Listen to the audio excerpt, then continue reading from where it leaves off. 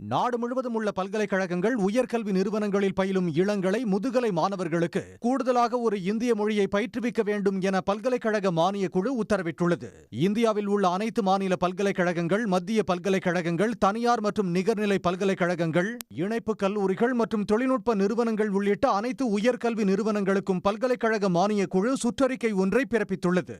அனைத்து இளங்கலை, முதுகலை மற்றும் முனைவர் பட்ட மாணவர்கள் 3 மொழிகளை கற்க ஊக்குவிக்குமாறு அதில் வலியுறுத்தப்பட்டுள்ளது.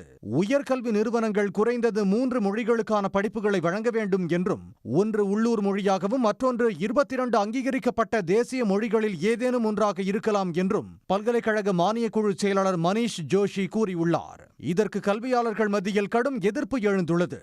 கூடுதல் இந்திய மொழியை கற்றுக்கொள்வது மாணாக்கரின் விருப்பத் தேர்வாக இருக்க வேண்டும் என்றும், அது எந்த மட்டத்திலும் கட்டாய பாடமாக இருத்தல் கூடாது என்றும் கல்வியாளர்கள் வலியுறுத்தியுள்ளனர். ஒன்றிய அரசின் மும்மொழிக் கொள்கைக்கு எதிர்ப்பு தெரிவித்து இருமொழிக் கொள்கையில் தமிழ்நாடு அரசு உறுதியுடன் இருக்கும் நிலையில் பல்கலைக்கழக மானியக் குழுவின் புதிய அறிவிப்பு சலசலப்பை ஏற்படுத்தியுள்ளது.